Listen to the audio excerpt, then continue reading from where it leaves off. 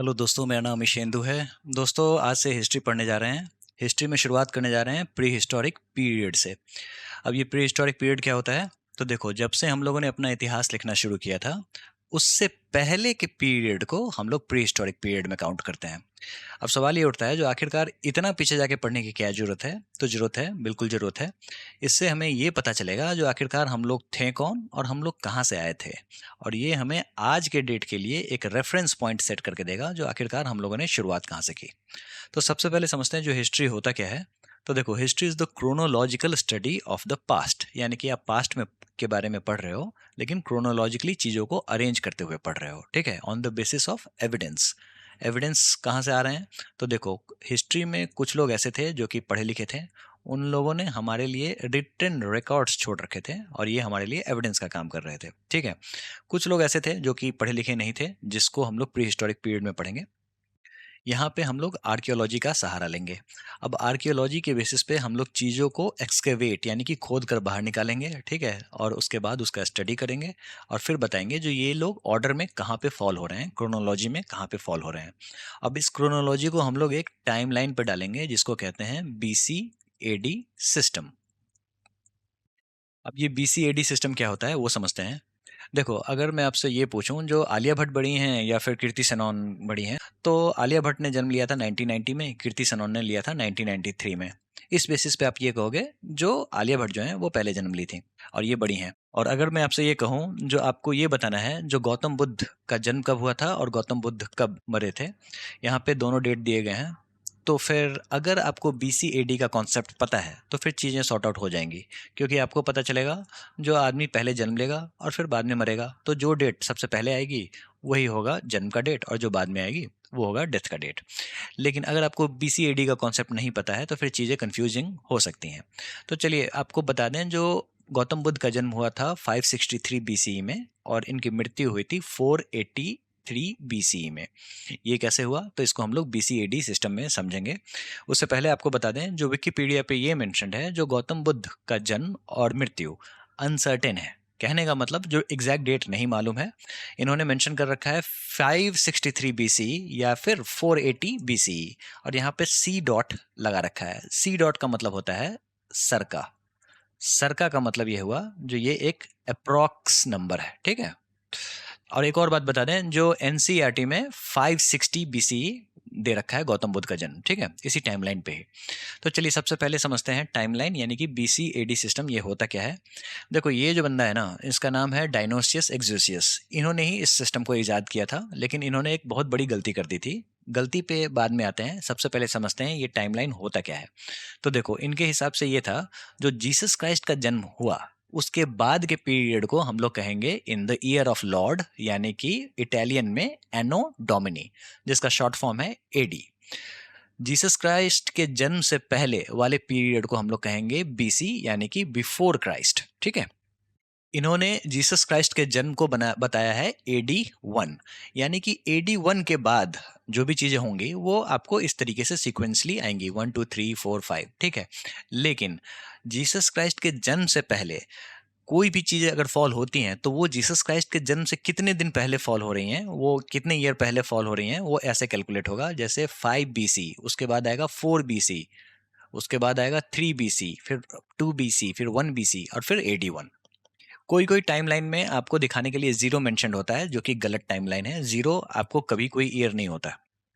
तो दोस्तों, कुछ लोग ऐसे थे जिनको ये AD और BC टर्म से नाराजगी थी। क्यों नाराजगी थी? तो वो कहते थे जो हम लोग सेकुलर हैं, हम लोग कोई धर्म को एक यूनिवर्सल सिस्टम में क्यों डालें। उनका कहना जायज था, तो इनके लिए बनाया गया CE, जो कि था AD ही, जिसका मतलब होता है कॉमन एरा। तो कभी भी आप AD की जगह CE देख लो तो समझ जाओ एक ही बात है। ठीक है। सिमिलरली BC का था BCE, यानी कि बिफोर कॉमन एरा। तो जहां पे BC की जगह BCE देख लो तो समझ जाओ एक ही बात है।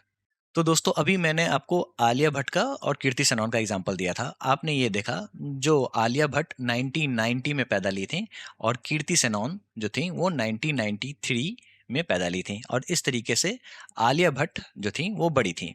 लेकिन अगर नाम में 1990 BC और 1993 BC लिखा होता, तो इस हिसाब से अगर यहाँ पे 1993 BC है कीर्ति सेनन का बर्थ डेट, और 1990 आलिया भट्ट का डेट ऑफ बर्थ है। तो अगर बीसी है तो फिर आलिया भट्ट छोटी हो जाएंगी और कीर्ति सेनन बड़ी हो जाएंगी, ठीक है। तो ये चीज आपको बस समझना है, जो डायरेक्शन इस तरीके का ही होगा, ठीक है। अब समझते हैं जो इस भाई साहब ने मिस्टेक क्या की थी। तो इन्होंने जीसस क्राइस्ट का डेट ऑफ बर्थ लिया था, इनके हिसाब से डेट ऑफ बर्थ होना चाहिए 1 AD, यही रेफरेंस पॉइंट था। लेकिन इनको कुछ हिस्टोरियंस ने बताया, जो भाई साहब अगर मैं आपके ही टाइमलाइन के हिसाब से चलूं, फिर भी जीसस क्राइस्ट जो है वो 1 AD में पैदा नहीं ले रहे हैं। तो इस सिस्टम के हिसाब से भी वो अराउंड 47 BC को पैदा ले रहे हैं। तो इन्होंने कहा अब तो भारी मिस्टेक हो गया, लेकिन चीज़ें जैसी थी वैसी की रह गई, आज भी हम लोग यही टाइमलाइन फॉलो कर रहे हैं। बीसी का मतलब होता है before Christ, years before year 1 AD। एनो डोमिनी इटालियन वर्ड है, इसका मतलब होता है in the year of Lord, यानी कि ईयर आफ्टर 1 AD, ठीक है। उसके बाद BCE बिफोर कॉमन एरा, ये एक सेकुलर टर्म है बीसी का, बिफोर क्राइस्ट का। सीई का मतलब होता है कॉमन एरा, ये भी सेकुलर टर्म है एनो डोमिनी एडी का। और डेकेड का मतलब होता है 10 साल। 1990 से लेके 1999 के पीरियड को हम लोग एक डेकेड मानते हैं, ठीक है, 10 साल। सेंचुरी बड़ा इंपॉर्टेंट है, ये आपको समझना होगा। सेंचुरी का मतलब होता है 100 ईयर्स, इतना तो सबको पता है, लेकिन काउंट कैसे करते हैं। अगर मैं आपसे ये कहूँ जो 20th सेंचुरी है, तो इसका मतलब ये होगा जो ये आदमी बात कर रहा है 1901 से लेके 2000 के बीच के पीरियड का, ठीक है। अगर मोदी जी आपको ये कहते हैं जो हम 21वीं सदी में आके, तो 21वीं सदी का मतलब ये हुआ जो मोदी जी बात कर रहे हैं सन 2000 से लेके 2100 तक, ठीक है। सिमिलरली मिलेनियम जो होता है वो 1000 सालों का होता है, ठीक है। 2001 से लेके 3000 के पीरियड को हम लोग थर्ड मिलेनियम से डिनोट करेंगे। सरका, जैसा कि मैंने आपको बताया, जो अप्रॉक्सीमेट वैल्यू को हम लोग सरका में काउंट करते हैं, जो भी डेट हमें नहीं मालूम होता है वहां पे हम लोग सरका का इस्तेमाल करते हैं। फॉर एग्जाम्पल सरका 300 BC। एक और कॉन्सेप्ट है बिफोर प्रेजेंट का, जो आपको अक्सर एग्जाम में देखने को मिलता है, ठीक है। और ये टर्म आपको आर्कियोलॉजी में बहुत ही कॉमनली यूज होता है। मान लो एक फॉसिल मिला, अब इस फॉसिल का डेट आपको पता करना है, आप एक साइंटिस्ट हो, तो इसके लिए आप एक टेक्नोलॉजी का इस्तेमाल करोगे जिसका नाम है रेडियो कार्बन डेटिंग। देखो, कोई भी लिविंग ऑर्गेनिज्म होता है वो जिंदगी भर कार्बन को ऑब्जर्व करता है, और लेकिन जब वो मर जाता है तो उसमें से कार्बन का डिके होने लगता है। तो ये जो डिके होता है वो किस तरीके से होता है, उसके टाइमलाइन को कैलकुलेट करके वो लोग ये पता लगाते हैं जो उस ऑर्गेनिक मटेरियल का, मैटर का पीरियड क्या था, ठीक है। और इस टेक्नोलॉजी को कहते हैं रेडियो कार्बन डेटिंग। ये इजाद हुआ था 1950 में। और कभी भी अगर आपने देख लिया जो ये फॉसिल 2000 BP में मिला था, तो ये मत समझना जो ये आज की बात हो रही है, ये बात हो रही है 1950 से पहले की, यानी कि बिफोर प्रेजेंट का जो बेस ईयर है वो है 1950। बस इतना याद रख लेना, ठीक है। यानी कि if a fossil is said to be 5000 BP, it means that 5000 years before 1950, ठीक है। तो एक और कॉन्सेप्ट को समझते हैं जिसका नाम है मिलियन ईयर्स अगो। इसका इस्तेमाल हम लोग आगे करेंगे जब हम लोग अर्थ के एवोल्यूशन के बारे में पढ़ेंगे, ठीक है। दोस्तों, टाइमलाइन को इतने अच्छे से समझ लिया, एक और चीज समझ लो, MYA, इसका मतलब होता है मिलियन ईयर्स अगो। अब इसका यूजेस कहाँ है वो हम लोग आगे देखेंगे। उससे पहले अब थोड़ा सा हिस्टोरियंस के कन्वेंशन को समझते हैं। जो अगर हिस्ट्री को पढ़ना होगा तो हम लोग एंशिएंट, मेडाइवल और मॉडर्न हिस्ट्री में डिवाइड करके पढ़ेंगे। लेकिन ये कन्वेंशन आया कहाँ से? देखो, हिस्टोरियंस ने अपनी सुविधा के अनुसार, ठीक है, आपकी सुविधा नहीं, अपनी सुविधा के अनुसार एंशिएंट इंडिया, मेडाइवल हिस्ट्री और मॉडर्न हिस्ट्री, 3 डिवीजन बनाए, ठीक है। देखो, 700 CE कॉमन एरा, ठीक है, से पहले जो भी चीजें हुई इंक्लूडिंग प्री हिस्टोरिक टाइम्स, ठीक है, उसको हम लोग एंशिएंट हिस्ट्री में काउंट करेंगे। और इसी का लेक्चर अभी आपके सामने चल रहा है ना। इसके बाद 700 सी के से स्टार्ट हो जाता है मेडाइवल हिस्ट्री, जो कि 1750 तक चलता है। अब 700 सी में ऐसा क्या होता है, तो मुस्लिम इन्वेजन होता है। मोहम्मद बिन कासिम जो थे, ठीक है, उमेदियन एम्पायर से आए थे, कमांडर थे।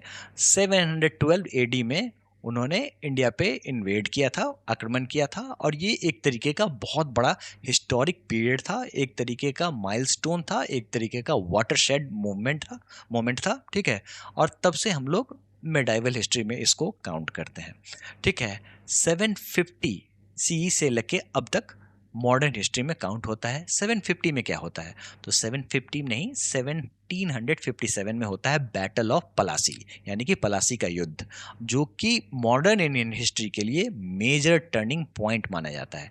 रॉबर्ट क्लाइव जो थे, ठीक है, उन्होंने ही हमारे देश में ब्रिटिश हुकूमत का झंडा गाड़ा था, जिनके बारे में हम लोग मॉडर्न हिस्ट्री में पढ़ेंगे। ठीक है, अब जरा हिस्ट्री को एक और नज़रिए से समझते हैं।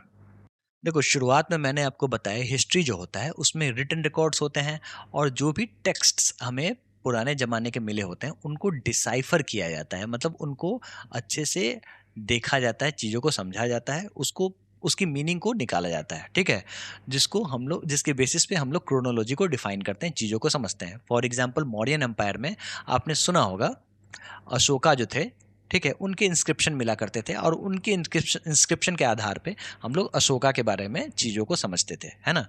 लेकिन जब चीज़ें नहीं लिखी जाती थी, ठीक है, या फिर कोई चीज़ें डिसाइफर नहीं की जाती थी, उसको हम लोग प्री हिस्ट्री कहते हैं, यानी कि नो राइटिंग।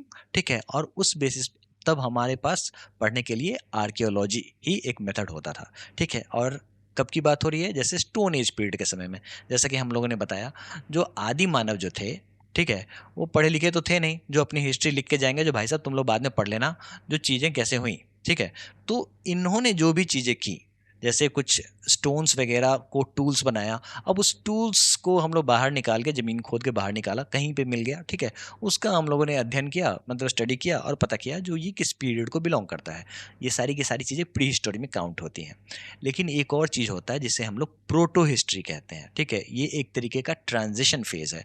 इसका मतलब ये हुआ, जो एक तरीके का पीरियड जहाँ पे कुछ रिटन रिकॉर्ड्स तो हैं, लेकिन उसको डिसाइफर नहीं किया गया है। और इसका एक अच्छा एग्जांपल है हड़प्पा सिविलाइजेशन। हड़प्पा सिविलाइजेशन में स्क्रिप्ट तो थे, लेकिन उस स्क्रिप्ट को अभी तक हम लोगों ने डिसाइफर नहीं किया है, या फिर नहीं कर पाए हैं। ठीक है, तो वो सारी की सारी चीज़ें प्रोटो हिस्ट्री में काउंट होंगे। तो prehistory no written records, protohistory यानी कि undeciphered script, for example Indus valley civilisation, chalcolithic cultures, जिनके बारे में हम लोग आगे भी पढ़ेंगे। ठीक है, और हिस्टोरिक पीरियड जो होता है, यहाँ पे आपको डॉक्यूमेंटेड रिकॉर्ड्स देखने को मिलते हैं। ठीक है, बात कर लेते हैं स्टोन एज की। यहाँ पे जो आपने देखा, जो कि प्री हिस्ट्री का पार्ट है, देखो स्टोन एज जो टर्म है ना यहाँ पे, ये है प्री हिस्ट्री का पार्ट। और ये जो प्री हिस्टोरिक कैटेगराइजेशन है, उन्होंने किसने किया था, तो जॉन ल्यूबॉक ने किया था। एक व्यक्ति हैं जिन पे कॉम्पिटिटिव एग्जाम्स में सवाल बनते आते हैं, तो ये आपको पता होना चाहिए। इन्होंने क्या किया, स्टोन एज को स्टोन के इम्प्लीमेंटेशन के आधार पे, कोई रिटन रिकॉर्ड्स नहीं है यहाँ पे, स्टोन जो है उसका किस तरीके का इम्प्लीमेंटेशन था, उसके बेसिस पे इन्होंने 3 पीरियड बनाए। एक था पैलियोलिथिक, दूसरा मेसोलिथिक, और तीसरा नियोलिथिक। ठीक है, अब यहाँ पे स्टोन टूल्स थे, इसीलिए इसको स्टोन एज कहा जाता है। पैलियो का मतलब होता है ओल्ड, लिथिक का मतलब होता है स्टोन, यानी कि ओल्ड स्टोन एज। मीसो का मतलब होता है मिडिल, ये स्टोन एज यानी लिथिक। ठीक है, ये एक तरीके का ट्रांजिशन फेज था। और नियोलिथिक और नियो स्टोन एज, ठीक है, जो न्यू स्टोन्स पे बेस्ड था। ठीक है, कॉम्पिटिटिव एग्जाम्स में अगर ये आपसे पूछ देंगे जो नियोलिथिक टर्म किसने दिया था, तो वो दिया था जॉन ल्यूबॉक ने। ठीक है, तो ये पैलियोलिथिक किसने टर्म दिया था, तो जॉन ल्यूबॉक ने। तो ये आपको याद रखना होगा। ठीक है दोस्तों, अब पैलियोलिथिक पीरियड को समझने से पहले आपको कुछ चीजें और समझनी होगी। आपको अर्थ के बारे में समझना होगा, आखिरकार हमारा अर्थ कितना पुराना है। ठीक है, इसको समझने के लिए आपको ये जियोलॉजिकल टाइम स्केल देखना होगा। ठीक है, देखो हमारा अर्थ कितना पुराना है, तो हमारा जो अर्थ का फॉर्मेशन जो है वो होता है 4600 MYA। जैसा कि मैंने आपको टाइमलाइन में बताया, MYA भी आपको याद रखना है, मिलियन ईयर्स अगो। ठीक है, इस समय में 4600 मिलियन ईयर्स अगो में अर्थ का फॉर्मेशन हुआ था। और ये बहुतों बार कॉम्पिटिटिव एग्जाम्स में, खासकर स्टेट पीसीएस एग्जामिनेशन में पूछा गया था। ठीक है, उसके बाद अभी कौन सा पीरियड चल रहा है, तो देखो अभी चल रहा है Cenozoic era, age of mammals. इसमें से पीरियड कौन सा है, तो क्वाटरनरी पीरियड्स। ठीक है, एपॉक्स या फिर एज कौन सा चल रहा है, तो अभी चल रहा है होलोसीन, इससे पहले था प्लिस्टोसीन। ठीक है, कब की बात हो रही है, होलोसीन तो अभी चल रहा है, इससे पहले प्लिस्टोसीन था। देखो प्लिस्टोसीन जो था उसमें आइस एज था, यानी कि पूरी पृथ्वी पे बर्फ जमी हुई थी। ठीक है, लेकिन ह्यूमंस जो थे उसी समय आ चुके थे पृथ्वी पे। ठीक है, उनका एवोल्यूशन हो चुका था। ठीक है, और होलोसीन जो पीरियड है वहाँ पे आइस एज खत्म हो जाता है, ठीक है, और ह्यूमंस जो होते हैं वो डोमिनेंट हो जाते हैं। इसको हम लोग आगे समझेंगे यहाँ पे, ठीक है। देखो, earth is 4.6 billion years old, quaternary period चल रहा है, ठीक है, जिसमें प्लिस्टोसीन आइस एज और होलोसीन यानी कि पोस्ट आइस एज, ठीक है। अब ये आइस एज कब खत्म हो रहा है, तो 12,000 BC में खत्म हो रहा है, ठीक है, और अभी जो पीरियड चल रहा है वो होलोसीन पीरियड ही चल रहा है। अगर आप यहाँ पे इस टाइमलाइन को देखोगे तो आप एक चीज गौर करोगे, जो यहाँ पे 10,000 पे मिसोलिथिक है। देखो, ये जो आपको टाइमलाइन दिख रहा है ना, ये हर बुक्स में वैरी है। एनसीईआरटी में कुछ और लिखा हुआ है, एसएससी एग्जामिनेशन कुछ और मानती है, ठीक है, और उसके बाद इग्नू में कुछ और लिखा हुआ है, और ये लगभग हर स्टडी मटेरियल्स में अलग अलग ही मुझे देखने को मिले हैं, ठीक है। बस आपको यहाँ पे चीज़ें समझनी है बस, ठीक है। तो आप एक चीज़ गौर करोगे, जो पैलियोलिथिक पीरियड है ना, वो अक्सर आइस एज में ही गुजर जाता है, ठीक है, और एक तरीके का ट्रांजिशन मीसोलिथिक पीरियड में होता है, और फिर हम लोग नियोलिथिक पे जंप करते हैं, ठीक है, और नियोलिथिक के बाद एक तरीके से सिविलाइजेशन आता है। अगर आप यहाँ पे देख रहे होगे तो पीरियड्स जो हैं वो ओवरलैपिंग इन नेचर हैं, तो कोई फिक्स चीज़ें नहीं हैं, तो सिर्फ आप चीज़ों को समझने पे ध्यान देना, कोई भी चीज़ यहाँ पे फिक्स नहीं दिख रही है, ठीक है। तो ये तो चीज़ हम लोगों ने समझा, जो पैलियोलिथिक पीरियड जो था वो अक्सर आइस एज में ही गुजर जाता है, यानी कि पृथ्वी पे पूरी की पूरी बर्फ जमी थी, ज़्यादा कुछ डेवलपमेंट देखने को नहीं मिला। लेकिन इसके बाद आइस एज के बाद ह्यूमन का एवोल्यूशन शुरू होता है, ह्यूमन जो होते हैं वो डोमिनेंट हो जाते हैं, और इस चीज़ को समझने के लिए आपको ह्यूमन के एवोल्यूशन को भी समझना होगा यहाँ पे, ठीक है।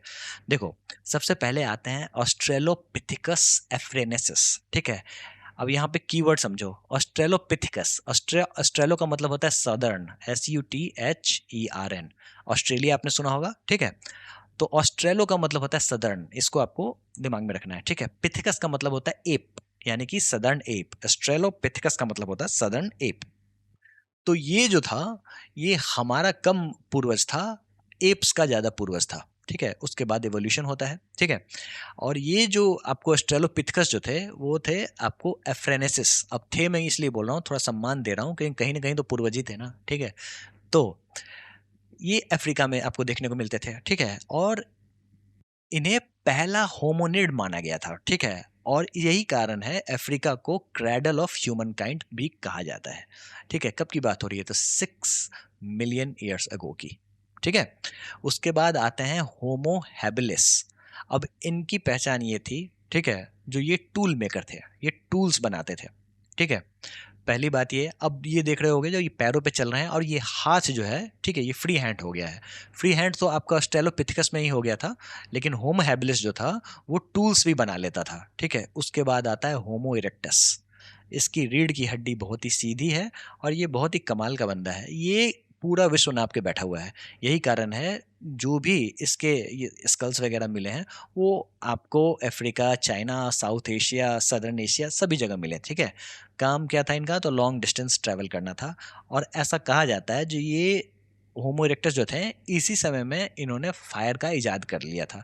क्यों ना कर लिया हो, आप खुद सोचो, हाथ में, इससे पहले वाले जनरेशन के हाथ में पत्थर था, पत्थर पे पत्थर टकराएगा तो आग तो मिलेगा ही, है ना। तो इन्होंने आग का इजाद जो था वो हमारे यहाँ बहुत पहले ही हो गया था, ठीक है। अब ये बात मैं क्यों बोल रहा हूँ वो आपको आगे समझ में आएगा। तो होमो इरेक्टस जो थे वो फर्स्ट ह्यूमन स्पीसीज थे जिन्होंने फायर का इस्तेमाल किया था, ठीक है। उसके बाद आ जाओ होमो निएंडरथैलेनेसिस, ठीक है, ये बीच का बंदा है, बस बात खत्म, ठीक है। उसके बाद होमो सेपियंस। होमो सेपियंस का मतलब होता है वाइज मैन, ठीक है, जिसे हम लोग मॉडर्न ह्यूमंस भी कहते हैं। अब जैसा कि मैंने शुरू में बताया था कौन थे ये लोग, कहाँ से आए थे, तो हमारे भारत में लोग कहाँ कहाँ से आए, तो इसके लिए आपको समझने के लिए रेशियल डाइवर्सिटी समझना होगा, ठीक है। ऐसा कहा जाता है जो अफ्रीका जो था, ठीक है, जैसा कि वो क्रेडल ऑफ ह्यूमन काइंड था, वहीं से सबसे पहले निग्रिटोज जो थे वो हमारे यहाँ आए, first to arrive in India, ठीक है। और एग्जाम्पल की बात करें तो देखो, अंडमान निकोबार में जो जरावाज जो है ना वो निग्रिटोज हैं, ठीक है। इथोपिया से ये चल के आए थे, और इसके अलावा ये साउथ इंडिया में भी आके सेटल हो गए। उसके बाद आए प्रोटो ऑस्ट्रोलॉइड्स। अब ये जो आप मैप में देख रहे हो, ये जो बेल्ट है ना, ये ट्राइबल बेल्ट है। अब यहाँ पे संथाल, भील, मुंडा, जितने भी ट्राइबल्स होते हैं सबसे ज़्यादा यहीं पे आपको देखने को मिलेंगे। ये पूरा का पूरा ट्राइबल बेल्ट है। ये थे प्रोटो ऑस्ट्रोलॉइड्स, ठीक है। और इनका नोज देखो किस तरीके का था, बहुत ही चौड़ा नोज था, इस तरीके का नोज है इनका, ठीक है। ये अगर आंखें हैं तो इस तरीके से इनका चौड़ा नाक है, ठीक है, बहुत ही ज़्यादा वाइड नाक है। उसके बाद मोंगोलाइट्स, नॉर्थ ईस्ट में मोंगोलाइट्स आए, ठीक है, और आपको लद्दाख वाले रीजन में भी मोंगोलाइट्स आए, ठीक है। और इनका फेशियल फीचर ये है, जो आंखें छोटी छोटी हैं, है ना, हेयर्स काफ़ी स्ट्रेट होते हैं, आंखें बहुत ही छोटी छोटी होती हैं। उसके बाद द्रविडियंस आए, ऐसा कहा जाता था ये लोग मेडिटेरेनियन से चल के आए थे, ठीक है। ये पूरा का पूरा, ये जो है ना, ये पूरा का पूरा इलाका जो है वो द्रविडियंस जो थे उनके द्वारा सेटलमेंट में यूज़ किया गया, ठीक है। और ऐसा कहा जाता था जो इंडस वैली सिविलाइजेशंस जो थे उसके कंट्रीब्यूटर द्रविडियंस ही माने जाते हैं, ठीक है। उसके बाद आए आर्यन, जो कि कॉकसवाइड्स इनको कहा जाता है, टर्की के आसपास जो कॉकस माउंटेन है कहा जाता है वहाँ से आए हैं। अब आर्यन कहाँ कहाँ से आए हैं, इनकी थ्योरी अलग अलग भी है। बाल गंगाधर तिलक ने कहा था जो आर्टिक रीजन से आए थे आर्यंस चल के, ठीक है। ये बेसिकली वैदिक पीपल थे, ठीक है।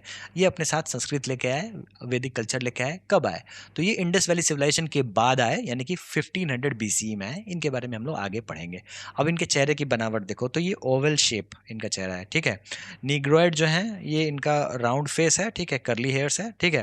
मंगोलॉइड्स जो थे, जो कि नॉर्थ ईस्ट रीजन में सेटल हुए, ठीक है, इनकी आंखें छोटी छोटी हैं, ठीक है। और ऑस्ट्रोलॉइड जो है, इनकी नाक जो है वो काफ़ी चौड़ी सी थी। तो ये आपने रेशियल डाइवर्सिटी भी पढ़ लिया, कॉम्पिटेटिव एग्जाम्स के लिए इंपॉर्टेंट है। अब बात कर लेते हैं जो आखिरकार हमारे यहाँ प्री हिस्ट्री की शुरुआत कहाँ से हुई, कौन कैसे पता चला जब भाई साहब हमारे यहाँ कुछ लोग आके भी रहते थे। एक व्यक्ति थे रॉबर्ट ब्रूस फूट, ये अपने गार्डन में काम कर रहे थे। कहाँ पे, तो पलावरम। कहाँ पे है ये, तो चेन्नई में है, ठीक है। और इनके पैर से टकरा जाता है ये एक तरीके का एक्स, जिसको हैंड एक्स कहते हैं, ठीक है।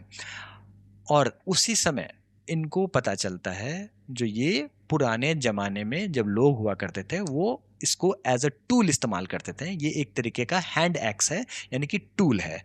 और इस तरीके से हमारे यहाँ प्री हिस्ट्री की शुरुआत होती है। और इनको father of Indian prehistory भी कहा जाता है, father of stone age in India कहा जाता है। अब कॉम्पिटेटिव एग्जाम्स में इनका नाम बहुत ज़्यादा पूछा जाता है, लोग याद नहीं रख पाते हैं, तो इसके लिए मैंने एक छोटा सा नेमोनिक्स बनाया है जो आपको ज़िंदगी भर याद रखने के लिए मजबूर कर देगा। तो ये व्यक्ति जो है, इनके पैर में चोट लग जाती है। पैर में चोट लगना, ब्रूस फुट, यानी कि ब्रूस फुट यानी कि पैर में चोट लगना, ठीक है। तो रॉबर्ट ब्रूस फुट, इससे आप याद कर लेना, ठीक है। तो जो हैंड एक्स से चोट लगती है, यहाँ पे आप देख सकते हैं पल्लावरम और अत्रिमपक्कम, एक और एरिया है जो कि ओल्डेस्ट इंडियन साइट है। यहाँ पे क्लेवर मिलता है, ये क्लेवर टूल है और ये हैंड एक्स टूल है। दोनों पैलियोलिथिक एज में बिलोंग करते हैं के टूल्स हैं, जिनके बारे में हम लोग आगे पढ़ेंगे, ठीक है। चलिए पैलियोलिथिक एज की बात कर लेते हैं। तो देखो पैलियोलिथिक एज जो है ना, पैलियो का मतलब ओल्ड और लिथिक का मतलब स्टोन, ओल्ड स्टोन एज, है ना। इसमें क्या होता है, जो इस तरीके से स्टोन्स का यूज होता है और जैसे जैसे स्टोन्स का टूल्स की तरह यूजेस जो होता है वो सुधरता जाता है, मतलब और भी रिफाइंड होता चला जाता है। उस बेसिस पे इसका 3 फेज बनाया गया है। कौन कौन, लोअर पैलियोलिथिक, मिडिल पैलियोलिथिक और अपर पैलियोलिथिक। देखो पैलियोलिथिक लोग जो थे वो हंटर गैदरर्स थे, कच्चा मीट खाते थे और केव्स में रहते थे, नदी के किनारे रहते थे, ठीक है। टूल्स कौन सा यूज करते थे, तो चॉपर, इस चीज से चॉप करते थे। ये हैंड एक्स है, ठीक है, यही टकराया था उनके पैर से, रॉबर्ट ब्रूस फुट के, और क्लेवर, ठीक है। अब यहाँ पे कुछ चीजें मैंने हाईलाइट कर दी हैं, आपके कॉम्पिटेटिव एग्जाम्स में इन्हीं सब के बेसिस पे सवाल बनता है, एक एक करके चीजों को समझते हैं। शुरुआत करते हैं लोअर पैलियोलिथिक एज, ठीक है। यहाँ पे जो स्टोन टूल्स जो यूज होते थे ना, वो बेसिकली क्वाजाइट स्टोन से यूज होते थे। यही कारण है जो पैलियोलिथिक जो पीपल होते थे उनको क्वाजाइट मेन भी कहते थे, ठीक है। अब ये जो क्वाजाइट टूल से होता था वो काफ़ी हार्ड होता था, ठीक है। अब ये जो लोअर पैलियोलिथिक पीरियड था, इसी समय में होमो इरेक्टस जो भी हम लोगों ने देखा उसका फॉसिल मिलता है हथनौरा में। हथनौरा कहाँ पे है, तो एमपी में है, होशंगाबाद डिस्ट्रिक्ट में, जिसके बारे में हम लोग आगे पढ़ेंगे, ठीक है। इसी समय में सोहन कल्चर भी डेवलप होता है। अब सोहन वैली जो है, ठीक है, उसके बेसिस पे ये कल्चर डेवलप होता है, इसलिए इसको सोहन कल्चर कहते हैं, ठीक है। तो जो भी कल्चर जहाँ पे डेवलप होता है, पहली बार जहाँ पे डेवलप होता है उसी का नाम उस पर पड़ जाता है। तो यहाँ पे सोहन वैली में पहली बार ये कल्चर डेवलप हुआ जहाँ पे चॉपर, चॉपिंग और पेबल कल्चर का इस्तेमाल होता था, ठीक है, मतलब इस कल्चर को चॉपर, चॉपिंग और पेबल कल्चर भी कहते थे, ठीक है। और सिमिलरली साउथ इंडिया में मद्रासियन कल्चर का डेवलपमेंट हुआ, जहाँ पे हैंड एक्स कल्चर का इस्तेमाल होता था। मतलब बेसिकली सोहन कल्चर में चॉपर, चॉपिंग, पेबल का इस्तेमाल होता था और साउथ इंडिया में हैंड एक्स का इस्तेमाल होता था, ठीक है। बात कर लेते हैं मिडिल पैलियोलिथिक पीरियड की। यहाँ पे ये जो पत्थर थे, अब इसकी फ्लेकिंग स्टार्ट की जाती है, उसको और तोड़ा जाता है। अब इससे ब्लेड, पॉइंटर्स, स्क्रैपर्स बनाए जाते हैं, ठीक है। निएंडरथाल मैन जो थे इसी पीरियड में देखे गए थे, ठीक है। उसके बाद बात कर लेते हैं अपर पैलियोलिथिक पीरियड की, जिसमें फ्लेक और ब्लेड कल्चर इसको कहा जाता है, इंपॉर्टेंट है। तो जैसा कि आपने देखा, पहले क्वाजाइट टूल, ठीक है, उसके बाद इसकी फ्लेकिंग होती है, उसके बाद उससे ब्लेड बनाए जाते हैं, थोड़ा सा टूल्स रिफाइन होता है, फिर और भी रिफाइन हो जाता है, फ्लेक एंड ब्लेड कल्चर आ जाता है। और इसी समय में होमोसेपियंस जो मॉडर्न मैन जो होते हैं ना, ठीक है, वो लोग आ जाते हैं, ठीक है, मतलब इनका इमरजेंस होता है। और इस समय में फ्लिंट टूल्स का इस्तेमाल होता है, आइस एज का एंड होता है, जैसे कि आप यहाँ पे पीरियड देख सकते हैं, ठीक है। और ये लोग धीरे धीरे केव्स और रॉक शेल्टर में अपनी जगह बनाना शुरू कर लेते हैं। इसका एपिक एग्जाम्पल है भीम बेट का, इसके बारे में हम लोग आगे पढ़ेंगे। दोस्तों अब जरा एचुलियन इंडस्ट्री के बारे में समझते हैं। फ्रेंच वर्ड है, एक व्यक्ति थे सेंट एचुलियस, ठीक है। उनका काम क्या था, जो इस तरीके से स्टोन्स को ऑर्गेनाइज्ड वे में रखते थे ये, और ये पहला standardized stone tool making tradition है। कॉम्पिटेटिव एग्जाम्स में पूछते हैं एचुलियन इंडस्ट्री किससे लेना, मतलब किससे रिलेटेड है, ठीक है। तो ये होमो इरेक्टस और अर्ली होमो सेपियंस के द्वारा जो टूल्स यूज किया गया था, उसका जो स्टैंडर्डाइज्ड टूल मेकिंग ट्रेडिशन था, उसको हम लोग एचुलियन इंडस्ट्री कहते हैं। दोस्तों जब मैंने आपको लोअर पैलियोलिथिक पीरियड के बारे में बताया था, तो ये भी बताया था जो इस समय में होमो इरेक्टस फॉसिल मिलता है हथनौरा में, होशंगाबाद डिस्ट्रिक्ट एमपी में, ठीक है। बाद में पता चलता है जो ये होमो इरेक्टस पीरियड का नहीं था, ये आर्काइक होमो सेपियंस स्कल था, ठीक है। यानी कि होमो इरेक्टस और उसके बाद होमो सेपियंस, इसके बीच का ये स्कल था, ठीक है, जिसे नर्मदा मैन स्कल भी कहते हैं। और ये अपने आप में बहुत ही बड़ी डिस्कवरी थी, ठीक है। किन ने ढूंढा था, तो 1982 में अरुण सोनाकिया ने इसको ढूंढा था। और आपको याद करने के लिए मैंने एक छोटी सी स्टोरी फॉर्म कर दी है। जो इनको पहली बार जब स्कल मिला था, तो इनको लगा था कहीं ये सोने का तो नहीं है। इस बात में कोई सच्चाई नहीं है, लेकिन आपको बस कहीं ये सोने का तो नहीं है सो से याद कर लेना है, अरुण सोनाकिया, ठीक है। कॉम्पिटेटिव एग्जाम्स में इनसे बहुत ही ज़्यादा सवाल पूछे जाते हैं। नर्मदा मैन से सवाल पूछे जाते हैं और अरुण सोनाकिया से सवाल पूछा जाता है।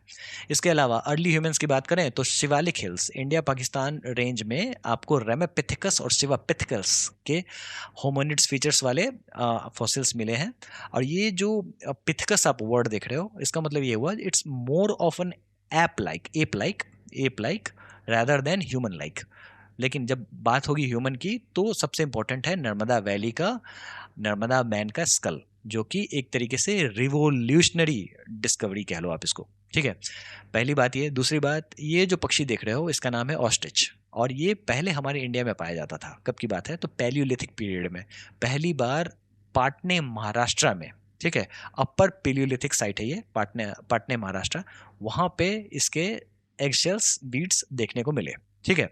और इसके अलावा ये लेटेस्ट न्यूज़ है, जैसा कि आप यहाँ पे देख सकते हैं, जून 25, 2024 प्रकाशम, ठीक है, ये भी आपको पैलियोलिथिक साइट है, वहाँ भी देखने को मिला। तो इससे एक चीज़ पता चलता है, जो ये एक तरीके से मेगा फौना का एक्सटिंक्शन हुआ था इंडियन सब कॉन्टिनेंट में, ठीक है। बस आपको यहाँ ये याद रखना है, जो पाटने महाराष्ट्र में ऑस्ट्रिच के एक्सेल्स मिले थे, ठीक है। अब भीमबेटका रॉक शेल्टर्स की बात कर लेते हैं। ये भी बहुत ही इंपॉर्टेंट पैलियोलिथिक साइट है, ठीक है, और कॉम्पिटेटिव एग्जाम्स के लिए एक्सट्रीमली इंपॉर्टेंट है। जो भी कॉम्पिटेटिव एग्जाम्स के लिए एक्सट्रीमली इंपॉर्टेंट होगा, उसको मैं अलग से एक स्लाइड बना बना के डील कर रहा हूँ, ठीक है। देखो, इसको यूनेस्को वर्ल्ड हेरिटेज साइट माना गया था 2023 में। एक व्यक्ति थे वीएस वकानकर, ठीक है। ये जा रहे थे ट्रेन से जब जा रहे थे, तो इन्होंने आपको रायसेन डिस्ट्रिक्ट भोपाल मध्य प्रदेश में ये इस तरीके का साइट देखा, और यहाँ पे ये इस तरीके की पेंटिंग्स इन्हें देखने को मिली, ठीक है। कहाँ पे, तो ये विंध्या रेंज का पार्ट है, ठीक है। और इस तरीके से ये एक बहुत ही इंपॉर्टेंट पेलियोलिथिक साइट सामने आया, जहाँ पे आपको रॉक आर्ट भी देखने को मिलता है। अब यहाँ पे मैंने आपको याद करवाने के लिए शकीरा का वक्का वक्का करते हुए दिखाया गया है। मतलब जब यहाँ पे वीएस वकानकर पहुंचे थे, तो इन्होंने देखा जो शकीरा वक्का वक्का कर रही हैं यहाँ पे कुछ महिलाओं के साथ। बस आपको वीएस वकानकर याद कराने के लिए इतनी मेहनत की जा रही है। इंपॉर्टेंट नाम है, याद रख लेना, ठीक है। चलिए, अब कुछ पैलियोलिथिक साइट्स के बारे में यहाँ पे देख लेते हैं। देखो कॉम्पिटिटिव एग्जाम्स में ये पूछेंगे जो कौन सा लोअर पैलियोलिथिक साइट है, कौन सा मिडिल पैलियोलिथिक साइट है, कौन सा अपर पैलियोलिथिक साइट है, इसकी संभावना बहुत ही कम होती है क्योंकि अपने आप में ये बहुत ही ज़्यादा ओवरलैपिंग होता है। ठीक है, बस आपको एक बार पढ़ लेना है जो इसमें से पैलियोलिथिक साइट कौन सा है। यहाँ पे मैंने डिमार्केशन तो दे रखा है, यहाँ पे मैप भी दे रखा है बस, लेकिन आप एक बार पढ़ लो जिसमें से कौन सा पैलियोलिथिक साइट है। ठीक है, जैसे होन्सागी जो कर्नाटका का है, ये बहुत ही इंपॉर्टेंट है। फिर अतीरापक्कम ओल्डेस्ट साइट है। ठीक है, उसके बाद नर्मदा रिवर वैली भीमबेटका एडमगढ़ मध्य प्रदेश का। ठीक है, एडमगढ़ आप मेसोलिथिक साइट में भी देखोगे, है ना। ओवरलैपिंग बहुत सारे हैं। इसके अलावा डीडवाना राजस्थान में। ठीक है, उसका धीरान वैली, पोटवार प्लेट्यू, सांगू केव, लूनी रिवर सिस्टम, चिकड़ी नेवासा महाराष्ट्र, कल्पी। अपर पैलियोलिथिक की बात करें तो रोहरी हिल्स, चोपानी मांडो बहुत ही इंपॉर्टेंट है, बागोर, पैसरा, होरारा, कुरनूल।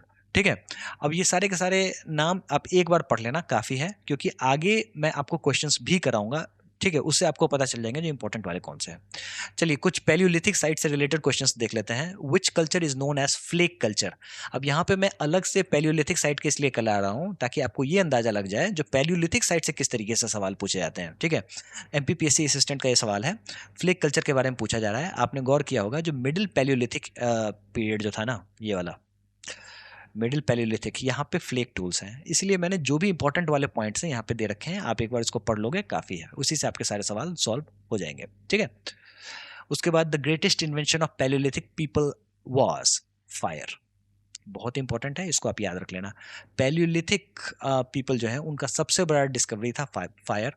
क्यों फायर? तो जैसा कि मैंने इवोल्यूशन ऑफ ह्यूमन में आपको बताया था, जो होमो हैबिलिस जो थे, होमो हैबिलिस, उन्होंने टूल्स बनाना शुरू कर दिया था, टूल मेकिंग उनका था। और होमो इरेक्टस जो थे, उनका सबसे बड़ा डिस्कवरी था फायर। यानी कि पैलियोलिथिक पीरियड में ही फायर का डिस्कवरी हो जाता। क्यों ना होता?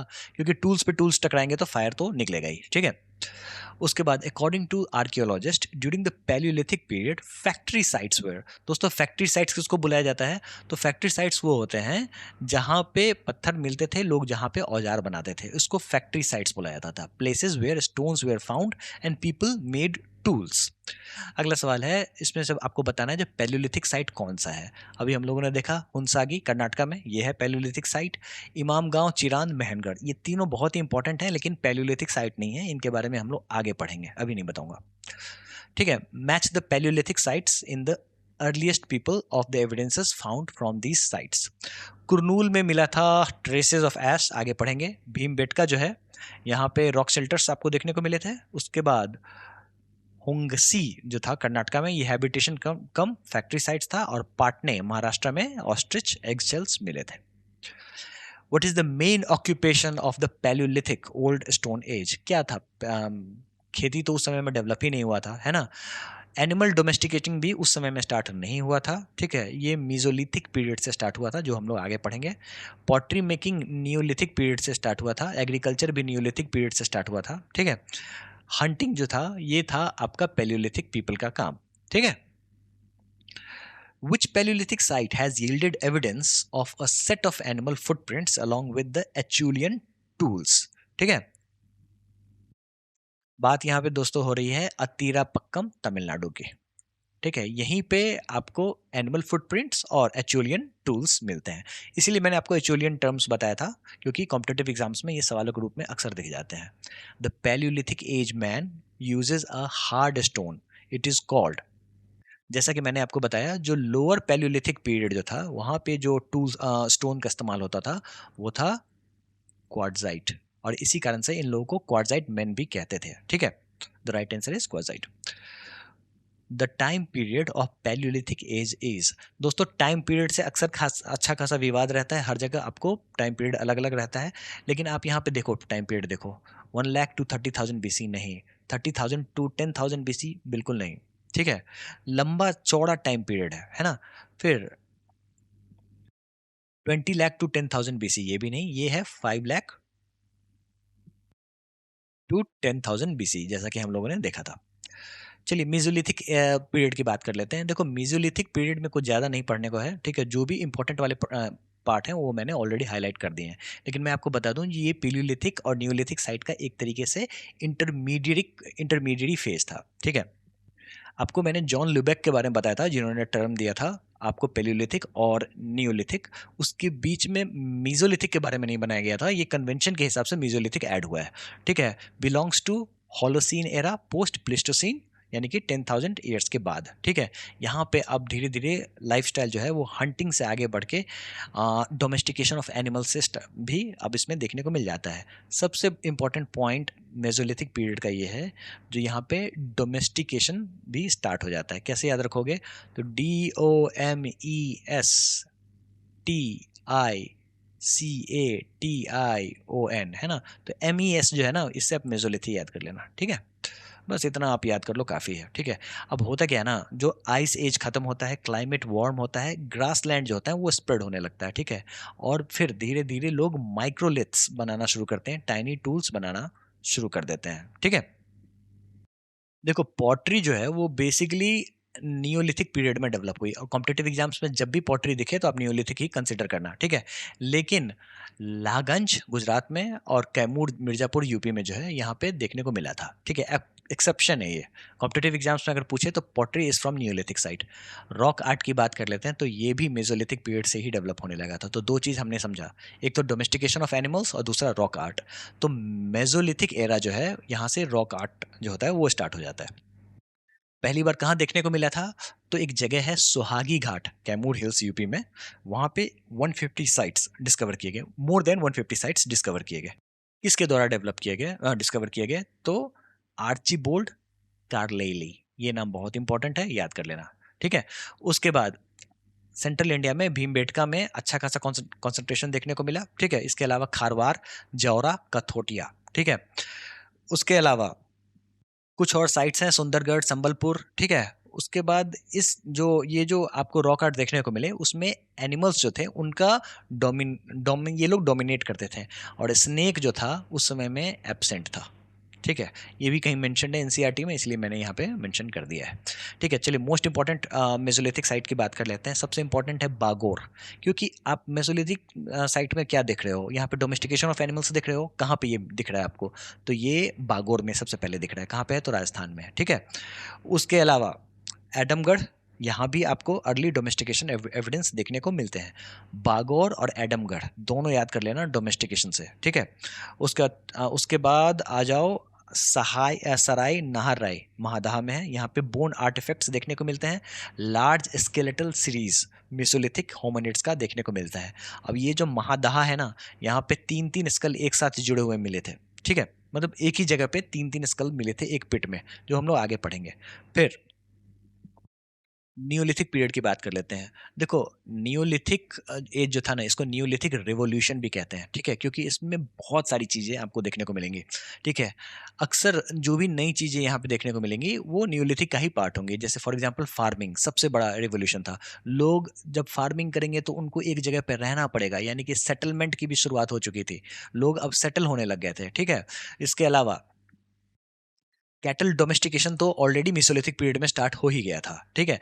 नियोलिथिक रिवॉल्यूशन जो है ये टर्म दिया गया था गॉर्डन चिल्डे के द्वारा, बस आपको दिमाग में एक बार रख लेना है, ठीक है। उसके बाद हम लोग फूड गैदरिंग से निकल के फूड प्रोडक्शन की ओर मूव कर जाते हैं। रागी उगाते हैं, हॉर्स ग्राम जिसको कुल्थी कुल्थी का दाल होता है, आपने सुना होगा, वो हम लोगों ने उपजाना शुरू कर दिया, ठीक है। कैटल, शीप, गोट्स, कहने का मतलब इस समय में पत्थर का इस्तेमाल तो हो रहा था, लेकिन पत्थर का अब अच्छे तरीके से इस्तेमाल हो रहा था, बहुत ही एडवांस्ड मेथड में इसका इस्तेमाल होता जा रहा था, ठीक है। और नियोलिथिक पीरियड जो था वो एक तरीके से नियोलिथिक रिवोल्यूशन था। पत्थर जो थे वो पॉलिश्ड थे, ठीक है। और नॉन क्वाजाइट, क्वाजाइट बहुत ही हार्ड पत्थर होता है, अब हम लोग सॉफ्ट पत्थर का इस्तेमाल करने लग गए थे, छोटे छोटे इसका टूल्स बना रहे थे। पॉटरी की शुरुआत भी नियोलिथिक पीरियड से ही शुरू हुई, ठीक है। अब कौन से साइट पे हुई? चौपानी मांडो, हम लोग आगे बताएंगे, पहली बार जहाँ पे देखने को मिला, ठीक है। देखो पॉटर्स व्हील जैसे ही आया ना, ठीक है, वो एक तरीके से पॉटरी में क्रांति लेके आ गई थी, ठीक है। सेटलमेंट की बात करें तो अब मड रीड हाउसेस देखने को मिल गया था, मतलब कहने का मतलब ऐसे पत्तों से घर बनाते थे, इसमें मड का लेप चढ़ाते थे, ठीक है, और इस तरीके से घर बनना शुरू हो गया था। बोट मेकिंग, स्पिनिंग, वीविंग सारी चीज़ें स्टार्ट हो गई थी, और इसके बाद विलेज कम्युनिटीज़ भी देखने को मिलना शुरू हो गया था। अब ये जो विलेज कम्युनिटी है वो एक तरीके से चालकोलिथिक पीरियड का ट्रांजिशन माना जाता है, जो हम लोग आगे देखेंगे।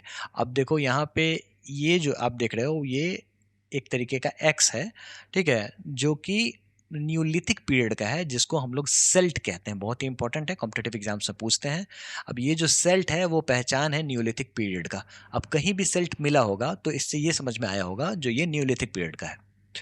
चलिए, अब सबसे इंपॉर्टेंट है न्यूलिथिक पीरियड के साइट्स, इसको आपको अच्छे से पढ़ना होगा, ठीक है। सबसे इंपॉर्टेंट है मेहरगढ़, ठीक है। कहाँ पे है? तो ये बलूचिस्तान पाकिस्तान में है। ये ओल्डेस्ट न्यूलिथिक साइट है। कब की बात है? तो 7000 BCE।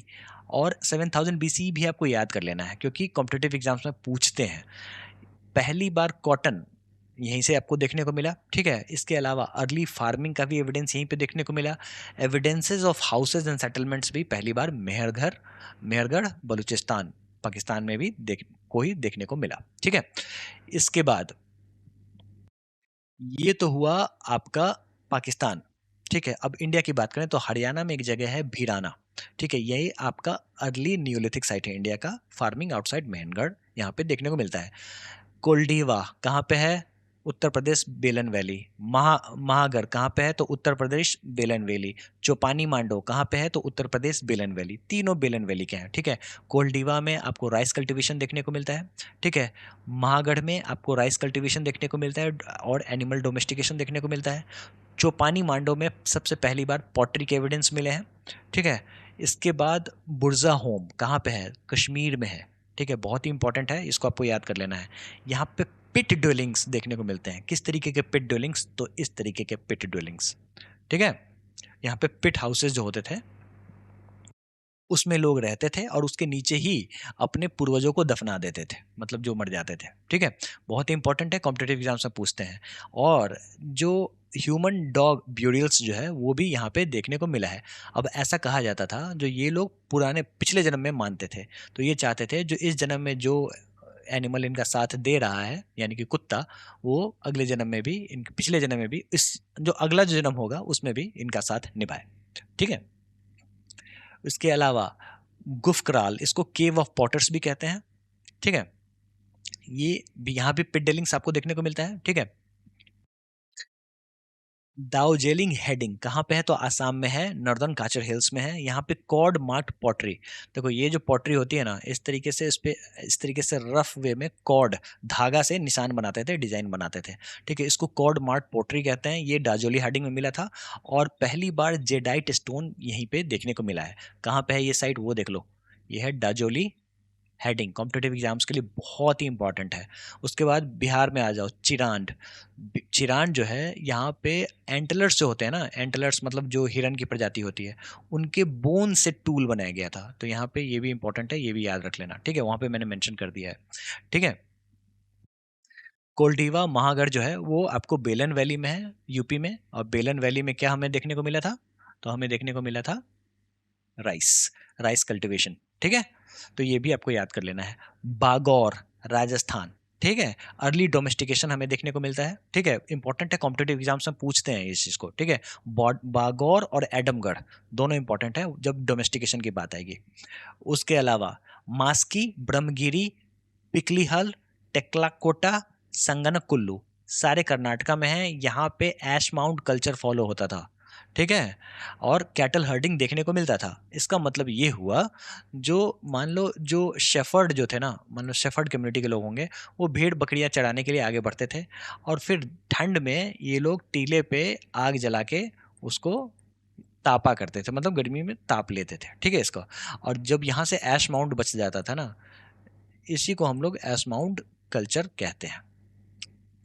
हलूर बहुत इंपॉर्टेंट है, यहाँ पे राइस एंड मिलेट कल्टीवेशन देखने को मिलता है। साउथ इंडिया में पहली बार मिलेट कल्टीवेशन ही हुआ था, इंपॉर्टेंट है, याद रख लेना, ठीक है। उसके बाद उंटूर तेलंगाना, यहाँ पे भी ऐश माउंट कल्चर देखने को मिलता है। इसके अलावा गारो हिल्स में शिफ्टिंग कल्टीवेशन देखने को मिलता है, अक्सर कॉम्पिटिटिव एग्जाम्स में सवाल पूछते हैं। दैमाबाद जो है ना, यहाँ पे विलेज कम्युनिटीज देखने को मिलता है। और जब विलेज कम्युनिटीज सामने आता है तो वो धीरे धीरे चालकोलिथिक कल्चर की ओर मूव करते हैं हम लोग, ठीक है। और जब विलेज कम्युनिटीज होंगी तो फिर कम्युनिटी का चीफ भी होगा, तो धीरे धीरे कल्चर वर्ड आपको देखने को मिलेगा, और यही कल्चर वर्ड आगे चल के सिविलाइजेशन में कन्वर्ट हो जाता है। ठीक है, उसके बाद कोडू मनाल आदि चंदलूर तमिलनाडु में है, मेगालिथिक ब्यूरियल्स अर्न्स यहाँ पे देखने को मिलते हैं। अब मेगालिथिक कल्चर जो है वो साउथ इंडिया में देखने को मिलता है। उसमें क्या होता है ना, जो ब्यूरियल्स को दफनाने के लिए बड़े बड़े टीले ऊपर में डाल दिया करते थे। ठीक है, और ये जो ब्यूरियल्स होता था इसमें जितने भी जो मरने वाले थे उनके बिलोंगिंग्स होते थे उसको साथ में रख के उसके ऊपर में बड़े बड़े ये डाल दिए जाते थे, पत्थर डाल दिए जाते थे। तो हमारे भारत में मेगालिथिक कल्चर जो है वो साउथ इंडिया से इसकी शुरुआत होती है। ठीक है, चलिए चालकोलिथिक एज की बात कर लेते हैं। दोस्तों चालकोलिथिक एज को समझने से पहले, चालको का मतलब होता है कॉपर, लिथिक का मतलब होता है स्टोन, यानी कि कॉपर और स्टोन दोनों का इस्तेमाल अब यहाँ पे आपको देखने को मिलेगा। ठीक है, जैसे जैसे ये चीज़ें आगे बढ़ेंगी चीज़ें और सुधरती चली जाएंगी, रिफाइन होती चली जाएंगी। इस चीज़ को समझने से पहले आप समझो एक व्यक्ति के बारे में जिनका नाम था थॉमसन। इन्होंने थ्री एज सिस्टम डिफाइन किया था। थ्री एज सिस्टम का मतलब ये हुआ, जो एक स्टोन एज था, उसके बाद आया ब्रॉन्ज एज, और उसके बाद आयरन एज। ठीक है, स्टोन एज को डिफाइन किया आपको ल्यूबैक ने, ल्यूबैक, जॉन ल्यूबैक। इन्होंने बताया जो पेलियोलिथिक होता है और नियोलिथिक होता है उसके बीच का एक मीसोलिथिक भी था। ठीक है, लेकिन स्टोन एज के लास्ट फेज यानी न्यूलिथिक फेज, ठीक है, और ब्रॉन्ज एज को मूव करने से पहले बीच में एक तरीके का ट्रांजिशनल फेज देखने को मिलता है जिसे हम लोग चालकोलिथिक फेज कहते हैं, जहाँ पे कॉपर अराइव हो जाता है और ह्यूमंस के द्वारा यूज किया जाने वाला ये पहला मेटल है।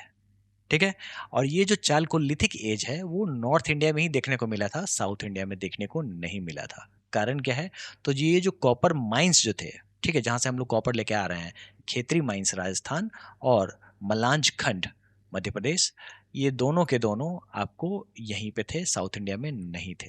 ठीक है, और जहाँ पे आपको कॉपर का इस्तेमाल होना शुरू हुआ वहाँ पे धीरे धीरे कल्चर का डेवलपमेंट शुरू हो गया। ठीक है, और यही कल्चर आगे चल के सिविलाइजेशन में कन्वर्ट हो जा रही है। ठीक है, अब ये जो कल्चर है इसमें चीफ भी हुआ करते थे, मतलब कोई चीफ होता था और सबकी एडमिनिस्ट्रेटिव वे में या फिर लोग के काम जो थे वो डिफाइन होते चले गए। ठीक है, जो कि हम लोग इंडस वैली सिविलाइजेशन में समझेंगे।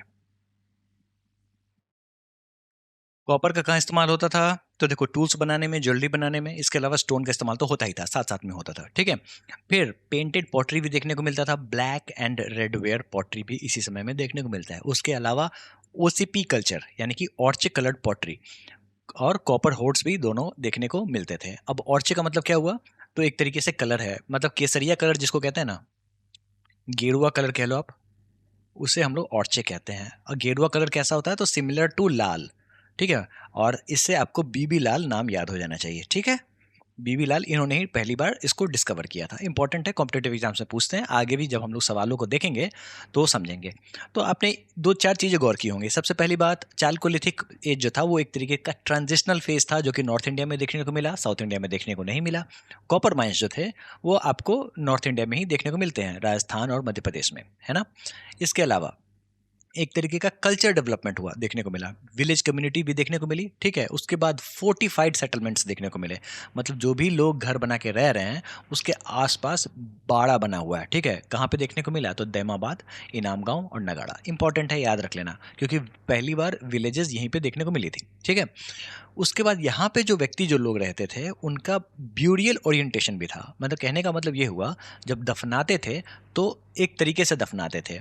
महाराष्ट्र में नॉर्थ साउथ ओरिएंटेशन था, ठीक है, और साउथ इंडिया में आपका ईस्ट वेस्ट ओरिएंटेशन था। इंपॉर्टेंट है, सवालों में पूछते हैं, आगे भी हम लोग सवाल जब करेंगे तो देखेंगे। ठीक है, इतना आपने समझ लिया। इसके अलावा जैसा कि मैंने आपको बताया, यहाँ पे कल्चर डेवलपमेंट देखने को मिलता है।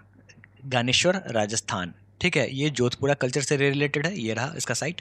इसके अलावा आहार Banas valley Rajasthan earliest Chalcolithic culture है, यहाँ पे ये सबसे पहली बार यहीं देखने को मिला है, इसलिए कॉम्पिटेटिव एग्जाम्स के लिए बहुत इंपॉर्टेंट है। फिर क्याथा कल्चर जो है मध्य प्रदेश में है, प्री हड़प्पन ट्रेड्स यहाँ पे देखने को मिलते हैं। मालवा जो है यहाँ पे black and red ware pottery देखने को मिलता है। ठीक है, उसके अलावा ईरान मध्य प्रदेश में है, नेवासा महाराष्ट्र में है, और यहाँ ब्लैक का स्पेलिंग गलत है। ठीक है, उसके अलावा दैमाबाद यहाँ पे ये लार्जेस्ट चालकोलिथिक साइट है डेक्कन का, और जोड़वे महाराष्ट्र में है। यहाँ पे फोर्टिफाइड विलेजेस और सोशल हेरार्की, जैसा कि मैंने आपको बताया, चीफ अब आने शुरू हो गए थे। ठीक है, एक तरीके का हेरार्की भी देखने को मिलता है। ठीक है, चलिए अब हम लोग सवालों की ओर चलेंगे। बहुत सारे सवाल हैं, एक साथ करते हुए आगे बढ़ेंगे, उसको एक्सप्लेन करते हुए आगे बढ़ेंगे। ठीक है, और इसी के साथ इस चैप्टर को कंक्लूड करके आईवीसी यानी कि Indus valley civilization, Harappa civilization पे मूव करेंगे। ठीक है, the cultivation of cereals first started in, अनाज अनाज की खेती की शुरुआत सबसे पहले कहाँ हुई थी? न्यूलिथिक एज में, जो जैसा कि मैंने आपको बताया ये न्यूलिथिक रेवोल्यूशन का पार्ट है। ठीक है, मेजोलिथिक एज में डोमेस्टिकेशन ऑफ एनिमल स्टार्ट हुआ था। पैलियोलिथिक एज में, मतलब ओल्ड स्टोन एज जिसको कहते हैं, ठीक है, पत्थरों का इस्तेमाल होता था। ठीक है, न्यूलिथिक एज ही था, वो एक तरीके का रिवोल्यूशन क्रिएट करता है, बाकी नहीं, है ना। तो राइट आंसर इज न्यूलिथिक। ठीक है, the earliest evidence of man in India is found in, ठीक है, the earliest evidence of man in India is found in Narmada valley, Narmada घाटी। कहाँ पे? तो हथनौरा में, हथनौरा, है ना। यहाँ पे हमें मिलता है नर्मदा मैन, बहुत ही इंपॉर्टेंट है दोस्तों। इससे पहले हम लोगों ने देखा था शिवापेथिकस और रेमेपेथिकस, है ना। जो पेथिकस वर्ड होता है, पेथिकस, वो मोर लाइक एप लाइक होता है, मतलब कहने का मतलब वो लंगूर की तरफ ज्यादा डोमिनेटिंग था, ह्यूमन की तरफ कम। तो इसीलिए हम लोग शिवालिक की पहाड़ियां नहीं कंसिडर करेंगे, हम लोग कंसिडर करेंगे नर्मदा वैली, है ना। The first serial used by man was, पहली बार जो जिस सीरियल का इस्तेमाल हुआ, मनुष्य द्वारा उपयोग में लाया जाने वाला पहला अनाज क्या था? ठीक है, तो राइट आंसर इज बार्ली।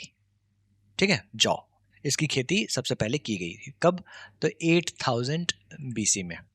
ठीक है, यानी कि वीट और राइस से पहले जौ की खेती, बार्ली की जाती थी, ऐसा कहा जाता है। जो ये आपको, ये मान लो इंडिया का मैप है ना, sorry for the wrong map, लेकिन आपको समझाने के लिए है बस। तो कहा जाता था जो ये ईरान, यहाँ पे ईरान है, ये पाकिस्तान है और यहाँ पे ईरान है, ईरान और मेडिटेरियन के समय में यहाँ पे पहले सबसे पहली बार बार्ली की खेती की गई थी और उसके बाद वो इंडिया में आया था। The earliest evidence of agriculture in Indian subcontinent comes from, भारतीय उपमहाद्वीप में कृषि का सबसे प्रारंभिक प्रमाण प्राप्त हुए हैं। दोस्तों राइट आंसर इज लाहौर देवा, और यहाँ पे आपके लिए एक छोटा सा एक्सप्लेनेशन है। देखो, लाहौर देवा साइट है उत्तर प्रदेश में, और हाल ही में ये पता किया गया है, डिस्कवर हुआ है, जो अर्लीस्ट एविडेंस यहीं से मिले हैं एग्रीकल्चर के। लेकिन अगर आपके कॉम्पिटेटिव एग्जाम्स में लाहौर देवा ऑप्शन नहीं होगा, तो आप मेहरगढ़ कंसिडर कर सकते हो। ठीक है, सबसे पहली बात, ये जो मेहरगढ़ है ये बलूचिस्तान में है, सिंध बलूचिस्तान में है। ठीक है, और अर्लीस्ट एविडेंस ऑफ एग्रीकल्चर यहीं पे देखने को मिला था, लेकिन रीसेंट जो खोज हुआ है उसके हिसाब से उत्तर प्रदेश है। तो ये डिपेंड करता है जो लाहौर देवा आपके ऑप्शंस में है या नहीं। ठीक है, the earliest evidence of an animal domestication and agriculture in India has come from. ठीक है, यहाँ पे दोनों चीज पूछा जा रहा है, एनिमल डोमेस्टिकेशन और एग्रीकल्चर। ठीक है, तो राइट आंसर इज मेहरगढ़। ठीक है, name the site which has revealed the earliest evidence of settled life, सबसे प्रारंभिक स्थायी निवास के प्रमाण किस स्थल से मिले हैं? दोस्तों एग्रीकल्चर के प्रमाण तो मिले ही मिले हैं, इसके अलावा सेटलमेंट भी पहली बार मेहरगढ़, सिंध बलूचिस्तान में ही देखने को मिला था। Which among the following sites provides evidence of domestication of animals in the Mesolithic period? बात यहाँ पे Mesolithic period की हो रही है, बागोर ऑप्शन में होगा, बागोर, है ना। दोस्तों दो साइट आपको याद रखना है, बागौर और इसके अलावा एडमगढ़, आदमगढ़ जिसको आप कह लीजिए। दोनों में आपको मीजोलिथिक पीरियड में डोमेस्टिकेशन ऑफ एनिमल्स देखने को मिला है। Which of the following periods is also known as chalcolithic age? यहाँ पे आपको चालकोलिथिक एज बताना है। कॉपर, चालको का मतलब होता है कॉपर, ताम्र युग, है ना। The cultural remains of the Stone Age to Harappan civilization have been obtained from which of the following ancient sites? प्रस्तर युग से लेकर हड़प्पा सभ्यता तक के सांस्कृतिक अवशेष निम्नलिखित में से किस प्राचीन स्थल से प्राप्त हुए हैं? The right answer is Mehrgarh. Mehrgarh सबसे इंपॉर्टेंट है। ठीक है, यहाँ पे आपको स्टोन एज से लेके हड़प्पा सिविलाइजेशन तक ये साइट इंपॉर्टेंस में बना हुआ है। जब हम लोग हड़प्पा सिविलाइजेशन के बारे में पढ़ेंगे तो आपको और भी अच्छे से चीज़ें समझ में आएंगी। Excavation of Navdatoli was conducted by SD Sankalia, याद कर लो। ठीक है दोस्तों, VS वकानकर भीमबेटका से रिलेटेड है ना। Megaliths has been identified as, megalith को किस रूप में पहचाना गया है? तो दोस्तों मेगालिथ्स जो होते हैं वो होते हैं ब्यूरियल साइट्स। कहाँ पे देखने को मिलते हैं? तो पहली बार साउथ इंडिया में देखने को मिलते थे। Ash Mount is associated with the Neolithic site at। दोस्तों ये थोड़ा सा डिस्प्यूटेड क्वेश्चन हो सकता है। इसका राइट आंसर इज संगन कोल्लू, कहाँ पे, कर्नाटका में है। इसके अलावा आपको ब्रह्मगिरी में भी देखने को मिलता है, ठीक है। तो इसीलिए एश माउंट कल्चर यहाँ भी देखने को मिलता है, संगन कोल्लू में तो देखने को मिलता ही मिलता है। भीमबेटका सबसे ज़्यादा पूछा जाने वाला सवाल, ठीक है, किस चीज़ के लिए प्रसिद्ध है? तो यहाँ पे आपको शैलचित्र भी देखने को मिलते हैं, ठीक है, रॉक शेल्टर्स भी होते हैं और रॉक पेंटिंग्स भी यहाँ पे देखने को मिलते हैं। यूनेस्को का वर्ल्ड हेरिटेज साइट है 2003 में, ये यूनेस्को का वर्ल्ड हेरिटेज साइट बना। वीएस वकानकर वकानकर के द्वारा इसको पहली बार डिस्कवर किया गया। मैंने आपको वक्का वक्का शकीरा का जो गाना है ना, उससे याद कराया है ये चीज़, और आपको याद रखना ही रहना है। कॉम्पिटेटिव एग्जाम्स में ये सवालों के रूप में आपको देखने को मिलेंगे, ठीक है। विंध्या रेंज का पार्ट है भीमबेटका, ये भी आपको याद रखना है, मध्य प्रदेश में है ये। Which of the following Indian archaeologists first visited Bhimbetka caves and discovered the prehistoric significance of its rock paintings? V.S. वकानकर, अभी हम लोगों ने देखा है ना।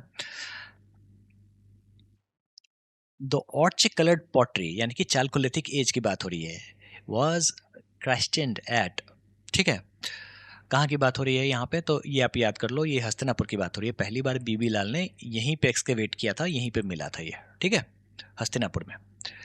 In the Chalcolithic period, people of Maharashtra buried their dead under the floor of their houses in the following orientation.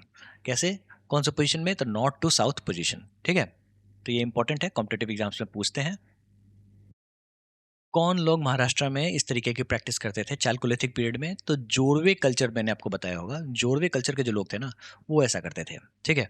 उनका ऐसा मानना था जो मृत्यु के बाद भी जिंदगी होती है, इसीलिए वो लोग अपने अपनों को घर में क्या करते थे ना, ये जैसे मान लो घर है तो फर्श के नीचे ही दफनाते थे, नॉर्थ साउथ पोजीशन में। इंपॉर्टेंट है, याद रख लेना। और बच्चों को जब दफनाते थे तो उनको घड़े में दफनाते थे, जिसको हम लोग इंग्लिश में अर्न्स कहते हैं, URNS, ठीक है। तो इस तरीके से घड़े में इसको दफनाते थे। और मान लो एक बच्चे को इस तरीके से दफनाया, दूसरा बच्चा है ना, उसके मुंह में मुंह सटा देते थे, इस तरीके से दफनाते थे। और ये जो घड़ा था ना, वो एक तरीके से कोख, वुम्ब जो होता है ना, उसकी पहचान था। इस तरीके से लोग दफनाते थे। Which of the following sites has yielded skeleton of the dog along with the human skeleton in the burial? ठीक है, तो राइट आंसर इज बुरजा होम। बुरजा होम कहाँ पे है? तो जम्मू कश्मीर में है ना, कश्मीर में है।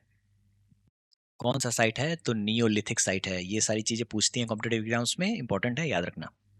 और पहली बार बुरजाहम में किसने ये इसको मतलब एक्सकेवेट किया था?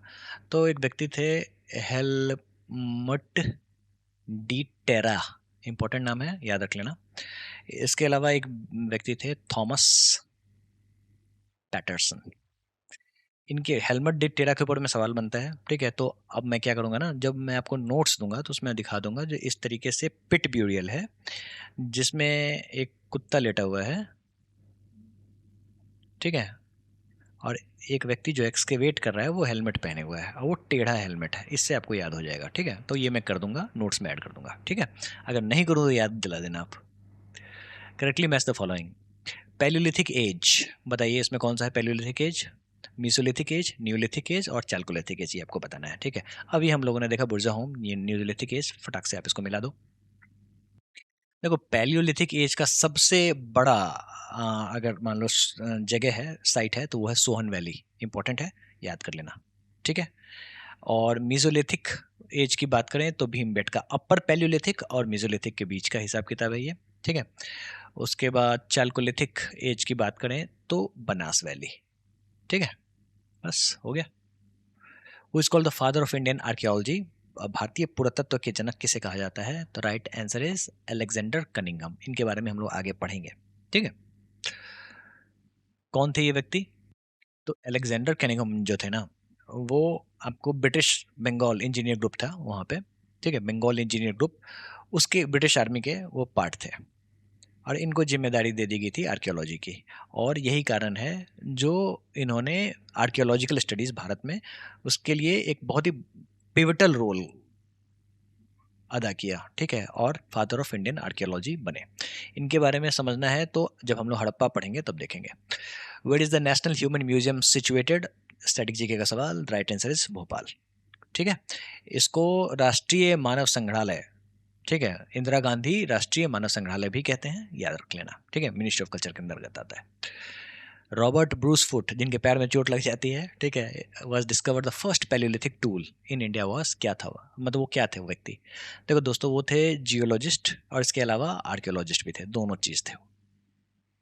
पॉटरी वाज फर्स्ट ट्रेसेबल, यानी कि न्यूलिथिक पीरियड की बात हो रही है। Which period of ancient history? Okay, Neolithic period. जैसे ही देखो ऐसे सवाल, टिक लगाओ, आगे बढ़ो। कॉटन पहली बार न्यूलिथिक पीरियड में ही देखने को मिला, कहाँ पे? तो मेहनगढ़ में, ठीक है। कब की बात है? तो 7000 साल पहले। 8000 साल पहले खेती शुरू हुई, 7000 पहले कॉटन देखने को मिला। During which of the following periods was were ostriches found in India? ठीक है, देखो ऑस्ट्रिचेस पहली बार पाटने, महाराष्ट्र में देखने को मिला था, और ये था आपका पैलियोलिथिक साइट, ठीक है, याद हो जाना चाहिए। The duration of Mesolithic period is from dash years to dash years ago. जैसा कि मैंने आपको बताया, ये थोड़ा सा कंफ्यूजिंग रहता है, ठीक है, कहीं पे कुछ दिया हुआ है, कहीं पे कुछ दिया है, और खासकर जब ऑप्शंस बहुत ही क्लोज हो ना, तो फिर वो दिक्कत होती है समझने में, ठीक है। तो right answer is 10,000 to 7,000 BC। A celt dash is a Neolithic period. क्या है सेल्ट? तो सेल्ट एक तरीके का टूल है, ये एक तरीके का हैंड एक्स है। देखो जो पेलियोलिथिक साइड जो थे, वहाँ पे हैंड एक्स जो था वो इस तरीके का था ना, बड़ा सा पत्थर था, लोग इसको इस तरीके से पकड़ के, हाथों से पकड़ के तोड़ते थे। लेकिन ये जो हैंड एक्स था वो बदल के इस तरीके का हो गया, कब? न्यूलिथिक पीरियड में। यही सवाल आपको पूछा जा रहा है। Which of the following is a Palaeolithic site of archaeological importance in India? Bharat में पूरा पाषाण काल का एक महत्वपूर्ण पुरातत्व स्थल कौन सा है? चलो ऑप्शंस देखो। चिरांद, चिरांद में पहली बार बोन टूल्स मिले थे, किसके? तो एंटलर्स के। कहाँ पे है? तो ये बिहार में है। कौन सा साइट है ये? तो ये है न्यूलिथिक साइट, है ना। बुरजाहोम न्यूलिथिक साइट, हुंसागी पैलियोलिथिक साइट, शायद यही पूछ रहे हैं, तो इसलिए राइट आंसर यही होगा, ठीक है। और मेहनगढ़, ये भी न्यूलिथिक साइट है ना, जिसके बारे में हम लोग हड़प्पा सिविलाइजेशन में भी पढ़ेंगे। द थ्री एज सिस्टम किसके द्वारा ये कॉइन किया गया था? तो थॉमसन, ठीक है। देखो कोपेनहेगन म्यूजियम है, वहाँ पे जो भी टूल्स लाए गए ना, उसको क्या किया गया, एक तरीके से कलेक्ट करके उसको डिवाइड कर दिया गया थ्री एज सिस्टम में। किस आधार पे? तो स्टोन, ब्रॉन्ज और आयरन, ठीक है। अब ये जो थ्री एज सिस्टम है थॉमसन के द्वारा, उसको उतना तो नहीं माना जाता है एकेडमिकली, लेकिन कॉम्पिटेटिव एग्जाम्स में पूछते हैं सवाल, तो याद रख लेना आप, ठीक है। According to the excavated evidence the domestication of animals begin in Mesolithic site. कहाँ लिखा हुआ है ना, यहाँ लिखा हुआ, ठीक है। कैसे याद रखना है? तो डोमेस्टिक, मेस है ना, मेस का मतलब Mesolithic. In Mesolithic context the evidence of animal domestication has been found at, कहाँ पे? तो मैंने आपको दो साइट बताए थे, एक तो आदमगढ़ और दूसरा बागौर, दोनों याद रख लेना। Bagor is in Rajasthan. The three human skeleton कहाँ पे देखने को मिला था? तो महादहा में देखने को मिला था, इंपॉर्टेंट है, याद रख लेना, पूछते हैं। इसी के साथ आपका प्री हिस्टोरिक पीरियड खत्म होता है, और अब हम लोग प्रोटो हिस्ट्री की ओर मूव करेंगे, ठीक है। प्रोटो हिस्ट्री, इसका मतलब ये हुआ जो कोई रिटन एविडेंस तो है, लेकिन उसको डिसाइफर अभी तक नहीं किया गया है, मतलब उसको पता नहीं लगाया गया जो आखिरकार क्या लिखा हुआ है। बात यहाँ पे हो रही है हड़प्पन कल्चर की, ठीक है। चलिए नेक्स्ट लेक्चर में हम लोग इसी को पढ़ेंगे, and I wish you best of luck for examination. Thank you.